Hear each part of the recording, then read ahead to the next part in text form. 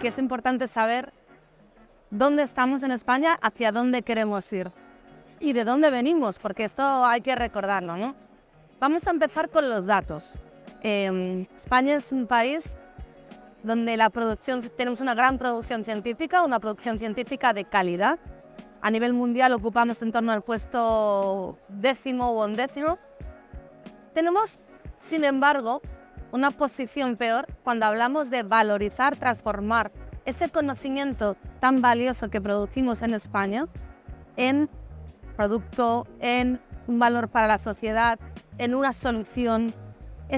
Ahí es donde está nuestro reto. Y en esto es en lo que ha querido centrarse la ministra de Ciencia, Innovación y Universidades esta legislatura, al crear la Dirección General que yo tengo el honor y el orgullo de presidir, que es la Dirección General de Planificación, Coordinación y Transferencia de Conocimiento. Luego, por tanto, ¿dónde estamos en España a nivel mundial? Pues en el puesto 40 en lo que se llama innovación, en trasladar ese conocimiento al mercado, a la sociedad, a la realidad. Esto nos da una fotografía de nuestro país y, por tanto, creo que es ese dato el que nos tiene que hacer pensar por qué. Y para eso estamos desde la administración pública, desde los poderes públicos, desde el gobierno. Cuando llegó el gobierno en el año 2018, lo primero que se empezó a pensar, yo estaba en ese momento de jefa de gabinete de la Secretaría General de Innovaciones, pedir ayuda. Como tú dices, ¿dónde me miro? ¿Dónde me quiero mirar? ¿Hacia dónde quiero ir? ¿Qué otros países tienen experiencias que podamos replicar?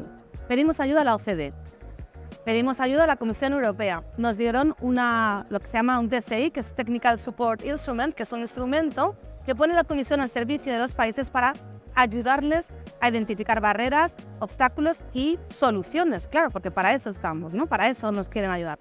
Y la OCDE y la Comisión Europea, con un equipo que montaron, nos acompañaron durante 1 año y medio haciendo estudios, entrevistas a todo el ecosistema, al sector privado, a todos los ministerios. Hicimos con los stakeholders, con los agentes principales, talleres.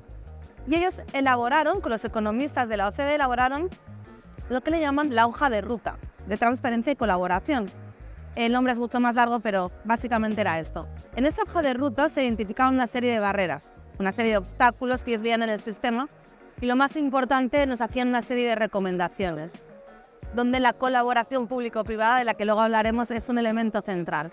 Bueno, tomamos el guante de esa hoja de ruta, de esas recomendaciones de la Comisión y trasladamos estas recomendaciones, estas soluciones a la ley de la ciencia, la tecnología y la innovación, que es una ley que se aprobó hace unos años y que nosotros hemos hecho una reforma en septiembre del año 2022 y empezamos a introducir una serie de cambios para que la transferencia de conocimiento, como hemos dicho anteriormente, pudiese desplegar todos sus efectos y para que de verdad ese gran conocimiento que generamos en España, porque no es un problema de talento, no es un problema de conocimiento, es un problema más de colaboración, de interacción de la ciencia, la industria, el sector privado, pudiese de verdad ser una realidad. Luego tenemos una reforma de la ley de septiembre del año 2022.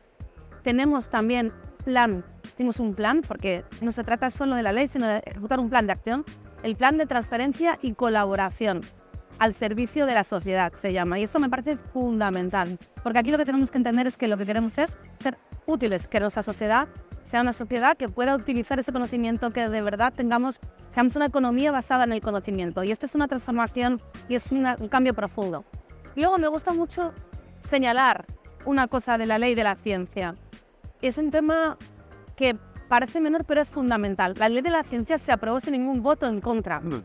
Esto quiere decir que todo el arco parlamentario estaba de acuerdo con la ley. Y esto es muy importante porque si queremos de verdad convertirnos en un país donde referente en ciencia y en innovación, esto tiene que ser una prioridad colectiva, no tiene que ser una cosa del ministerio ni de un gobierno a nivel nacional, sino de todos, de las comunidades autónomas, de las entidades locales, del sector privado. La demanda es fundamental.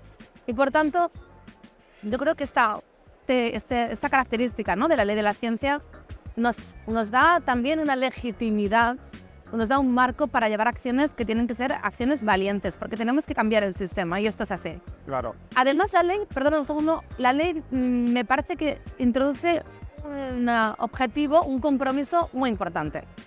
Y es que tenemos que tener una inversión en ciencia y en innovación, en I+D+I, de un 3%, gasto público y privado de un 3% en 2030. Esto se corresponde con un 1,25% al sector público, a todos los niveles, y un 1,75% de inversión del sector privado en I+D+I.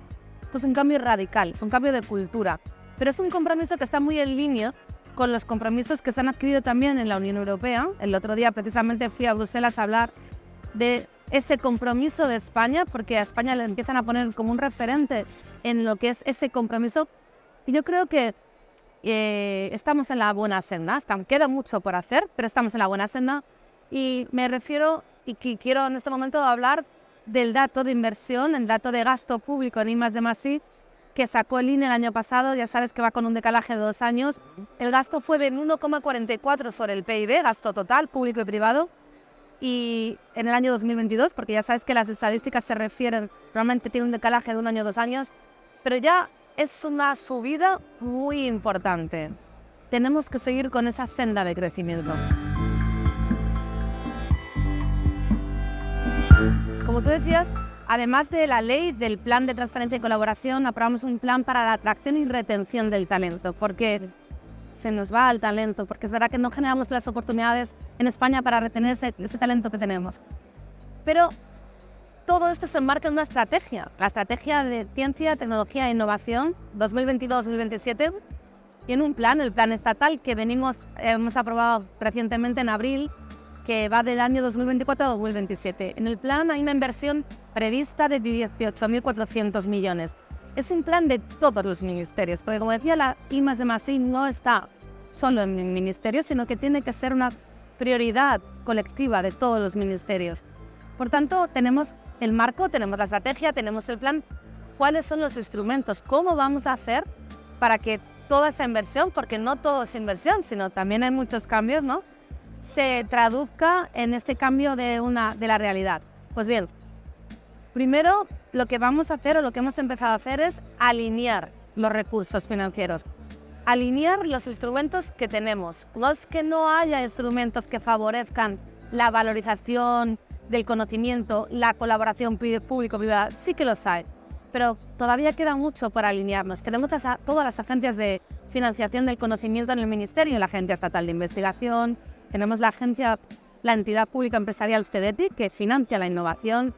Tenemos, por supuesto, a la FETIT, la Fundación Española de Ciencia y Tecnología, que ayuda a que ese conocimiento sea entendido socialmente.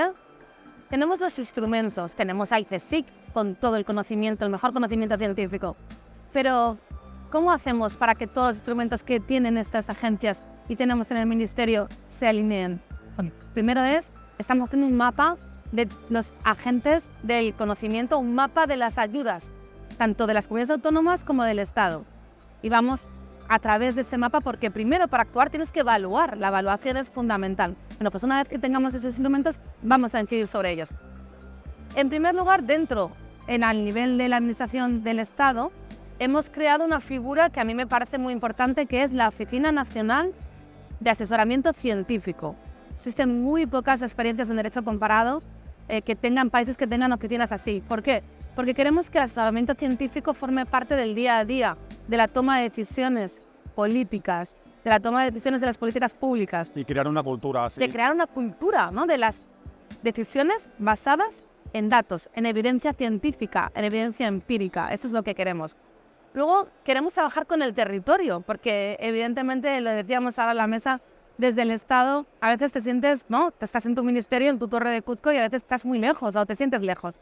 Luego, por eso es fundamental para mí venir a estos sitios, porque establezco la relación con los agentes que me van a ayudar a mí a realizar, a conseguir ese cambio. Y para eso vamos a seguir trabajando en lo que hemos llamado los planes complementarios. Los planes complementarios fueron unas figuras que se crearon gracias al plan de recuperación, y aquí tengo que decir que España ha sido el segundo país de la Unión Europea que más fondos ha utilizado en el plan de recuperación para la I+D+I. Luego esto ya también es un cambio, ¿no? Bueno, pues los planes complementarios es un diseño conjunto entre el Estado y las comunidades autónomas para incidir en objetivos territoriales que fomenten la I+D+I. Porque, como decíamos antes, ¿dónde estamos? ¿Dónde está España en innovación respecto a Europa? Pues estamos un poquito por debajo de la media. Pero es que luego también hay un índice, un scoreboard regional. Y ahí vemos diferencias y disparidades regionales. Y uno de nuestros objetivos tiene que ser también la cohesión territorial. El Innovation Divide, que le llaman en Europa, es cómo muchas regiones, muchas comunidades autónomas han utilizado los fondos y se encuentran en un desempeño muy elevado, han invertido en I+D+I, se encuentran en posiciones muy buenas, han conseguido valorizar ese conocimiento y otras se están quedando más rezagadas. Por tanto, los planes complementarios y otros instrumentos que hemos puesto en marcha dentro del Ministerio lo que inciden es en la colaboración territorial y sobre todo en ayudar a esas comunidades autónomas con un desempeño peor en I+D+I a empezar a ponerse al nivel de las comunidades autónomas más avanzadas, porque si no, tendremos comunidades con un desempeño muy bueno, tendremos territorios muy potentes en ciencia e innovación y otros que se quedan cada vez más atrás. Y esto además es, como tú sabes, incremental, porque cuando te quedas más atrás tienes pocos recursos, menos posibilidades de acceder a fondos, menos capacidad para poder acceder a esos fondos. Por tanto, desde el Estado queremos trabajar con las comunidades autónomas en este diseño conjunto y en eliminar esas disparidades territoriales. Y tercero, con las entidades locales. ¿Cómo podemos trabajar con las entidades locales? ¿No? Que es lo que estábamos hablando aquí. Primero, la misión de ciudades climáticamente neutras ha sido una experiencia, un instrumento fundamental. ¿Por qué? Por la forma que tiene de trabajar. Cambiamos la forma, tenemos una misión, una dirección, una visión compartida, es dirigirnos hacia la neutralidad climática, pero no lo podemos hacer solos. Tiene que ser una visión compartida de todos los niveles de la administración, del sector privado, del sector público, de la ciudadanía, que si no entiende esto no va a poder apropiarlo, no vamos a poder hacerlo. Luego, por tanto, con las ciudades seguiremos trabajando en la misión de ciudades. Con las ciudades trabajamos con la red de Impulso, que es la red de ciudades por la ciencia y la innovación, 90 municipios. Aquí ha estado Carles en mi mesa, el alcalde de Viladecans, que es todo un alcalde no solo motivado, sino que ejerce un liderazgo muy importante aquí. Y queremos trabajar en lo que hemos llamado el binomio universidad-ciudad, que es cómo las ciudades pueden utilizar el conocimiento generado en su propio territorio. Es decir, con frecuencia tenemos centros de investigación, universidades que trabajan abordando retos que a lo mejor no son los retos de tu territorio, no son porque trabajamos o porque optan ayudas de Horizonte Europa, en consorcios europeos. Y realmente tenemos los mimbres para poder, cuando desde la administración pública, abordar un problema, porque tienes el conocimiento cerca de ti. Luego el binomio universidad-ciudad es establecer una relación estratégica entre la alcaldía, entre el alcalde y los rectores de las universidades o los centros generadores del conocimiento, para que haya una agenda compartida entre los dos, para que puedan los dos abordar los retos fundamentales de las ciudades. Se ha producido esto, por ejemplo, se lanzó en Valencia ya hace 3 años, pero hay otras ciudades en España que están empezando a trabajar en ellas y nosotros queremos acompañar a las ciudades en esa relación estratégica porque creemos que es la mejor forma de abordar soluciones complejas. Y luego, por supuesto, los incentivos colectivos e incentivos individuales, incentivos a los investigadores, el sexenio de transferencia, cómo fomentamos que a los investigadores se les valore no solo por la producción de papers científicas, sino por su relación con el sector privado, por la valorización de sus ideas. Tenemos que tener en cuenta esto. Luego, estamos trabajando en esos incentivos, en ese lado de la oferta, ¿no? De que los centros puedan ofertar soluciones o productos que sean interesantes para el sector privado, pero tenemos que hacer ese match, ¿no? Tú lo decías, la colaboración público-privada. ¿Cómo podemos hacer ese match? ¿Cómo esos agentes intermediarios que necesitamos para que en España la empresa privada demande más soluciones innovadoras? Porque no es solo una cuestión de la oferta, o sea, nosotros desde el Estado podemos crear instrumentos, misiones del CEDETI o los Neotec, que son ayudas a empresas de nueva creación, de carácter tecnológico, las pruebas de concepto que ayudan a mejorar o a aumentar el TRL de los proyectos, o los doctorados industriales, que es tener doctores en empresas para fomentar esa conexión entre la universidad y las empresas. pero hay una cuestión también de cultura.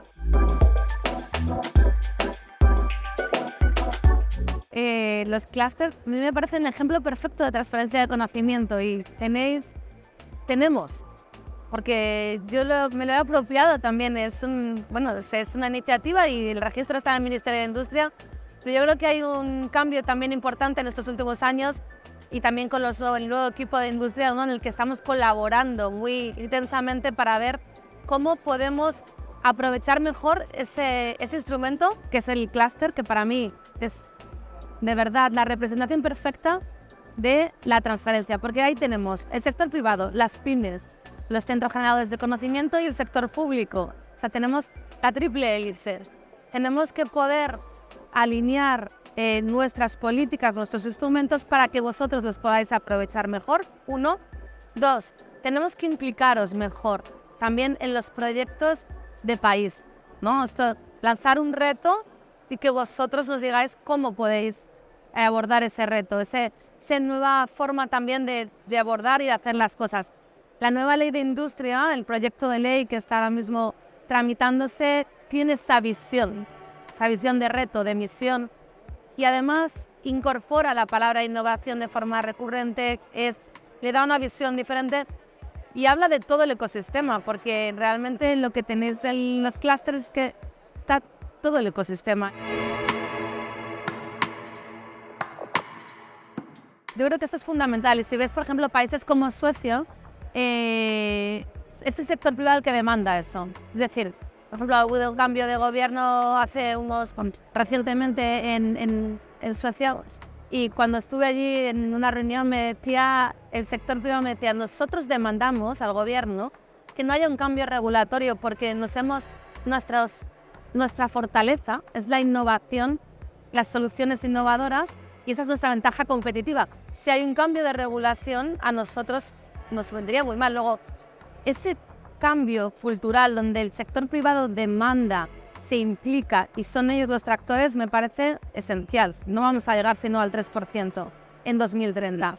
Pero es que además yo creo que los clústeres tenemos que empezar también a implicaros en estos retos como hemos hablado hoy, ¿no?, de la transición ecológica. La emisión de ciudades climáticamente neutras puede ser una oportunidad excelente. Porque ahora el nuevo equipo de la Comisión Europea, el nuevo colegio de comisarios que se ha presentado y que, yo creo que empezará a trabajar en los próximos meses, ha tenido la inteligencia también de decir, el Green Deal es nuestra brújula, es nuestro objetivo, la descarbonización de Europa, de la Unión Europea, pero no lo podemos hacer sin una industria potente, ¿no? La descarbonización de la industria es un elemento fundamental.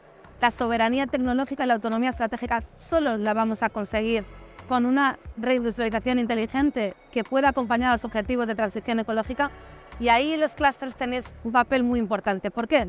Porque estáis pegados al territorio, conocéis las necesidades del territorio, de las ciudades, y por ejemplo el clúster de Smart Cities puede perfectamente y tiene que estar en esa parte de la solución, ¿no? Yo creo que tenéis una estructura y tenéis una organización y una gobernanza que nos va a permitir conectar y que nos va a permitir que nos podamos ayudar con vosotros, podamos trabajar con vosotros en esas soluciones. Yo creo que es fundamental. O sea, pueden ser unos instrumentos que realmente nos ayuden en esos retos. Cambiamos un poco ese chip, ¿no?, que decíamos de abordar los retos y ofrecer soluciones. Podemos trabajar y tenemos que trabajar con vuestro ecosistema de una forma mucho más constante y de una forma mucho más cotidiana. Todos queremos vivir en una ciudad donde nos sintamos bien, ¿no? Como ciudadanos. Al final, yo tengo un cargo público, pero lo que soy todos los días soy una ciudadana, ¿no? Yo creo que tenemos que conseguir ciudades donde se pueda respirar un aire limpio. Esto es fundamental. Jazz Club.